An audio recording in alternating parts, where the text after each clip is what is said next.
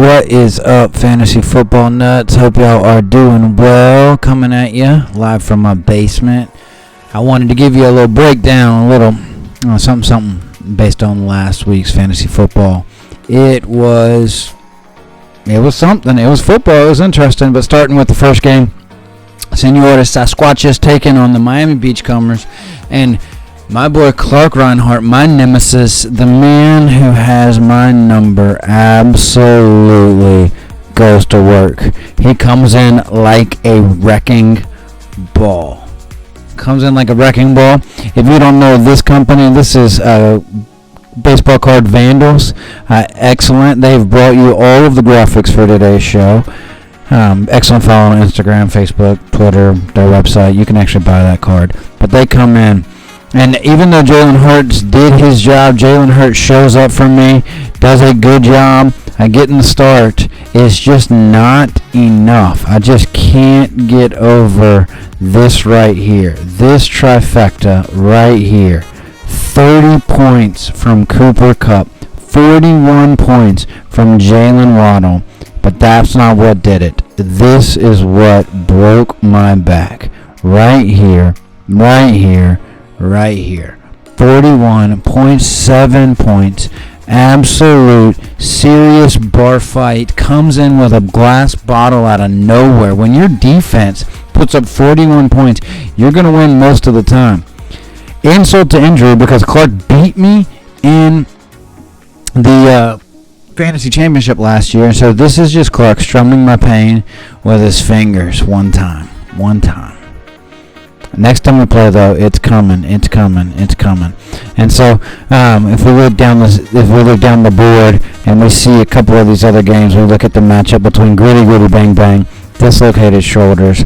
Not a whole lot of fireworks in this one. It was never all that close. Dislocated shoulders, just can't get any momentum. 11 points for Miles Sanders, 7 points for A.J. Dillon. Jamar Chase just disappeared.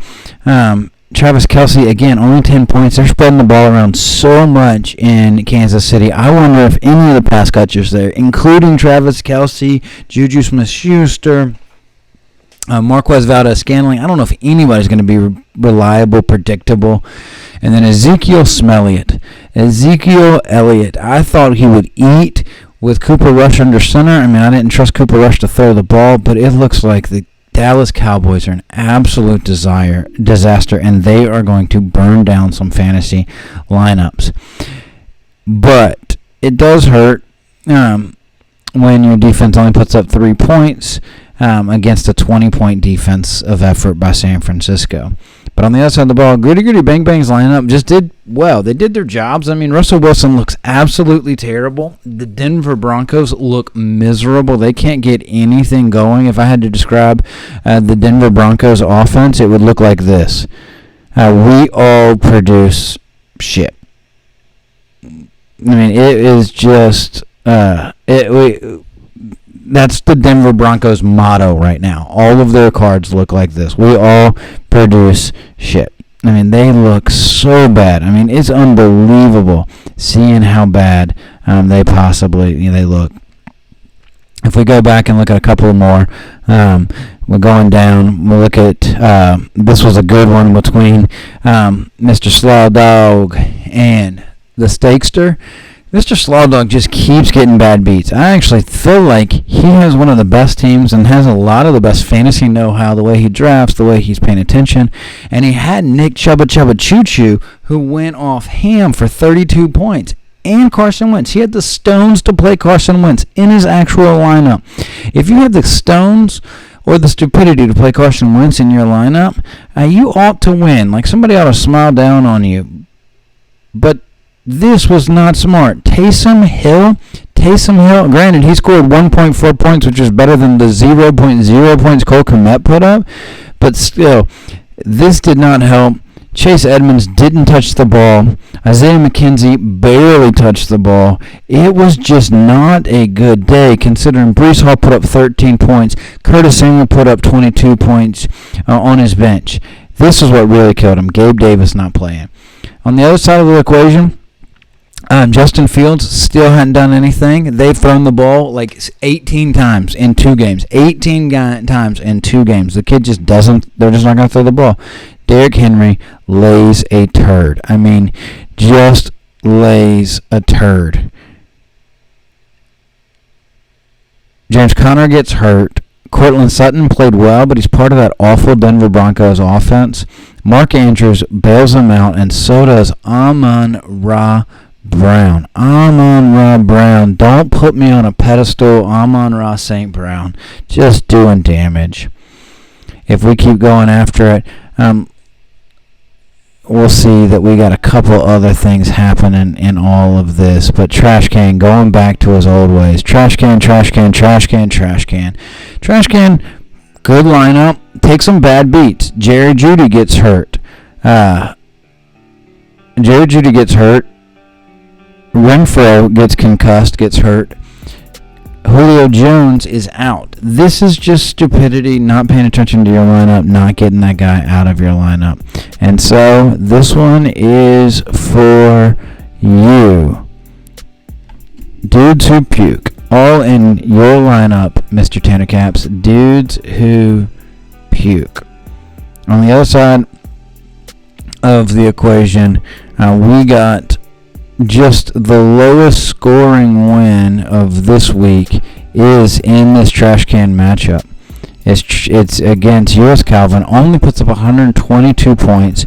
And so if I had to give him a graphic, it would be the Great Fart Dodger. The Great Fart Dodgers avoid stinkies.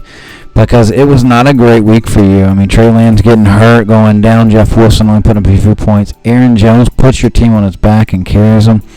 Dawson Knox is pretty good for a tight end. And then Drake London, the rookie, just getting it done. But still, you just barely avoided the stink this week. Better than half of the teams in our league would have whooped you. Including these right here, Burt and Chad Bowen. And that helps a lot if you're Burt and you have Josh Allen put up 40 points. And yet you still lose. Burt, what's going on there? What is going on there? Well, there's all kinds of things going on there. But mainly it's DJ Chark laying a goose egg. That goose egg will absolutely ruin a day. DJ Chark, sharts in his pants, doesn't catch one of his 4 passes, is absolutely useless. Darnell Mooney didn't play, was just terrible. Aguna Kawable, blah, blah, blah, is part of that awful Denver offense. The Denver Broncos look like an absolute dumpster fire. But Chad gets a huge day from Tyreek Hill.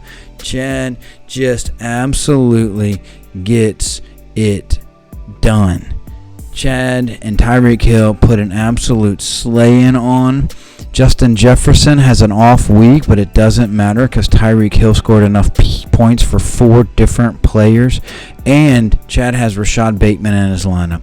This is a brave call, playing Rashad Bateman and playing up here Tony Pollard, but they paid off big time. Those 2 gutsy plays absolutely turned this around. If he had played Travis Etienne, different story. If he had put Juwan Johnson in, he gets a few more. But still, he pulls the day down. It's been a good time, a good day, and I can't wait till we do it again next time. Y'all have a good one.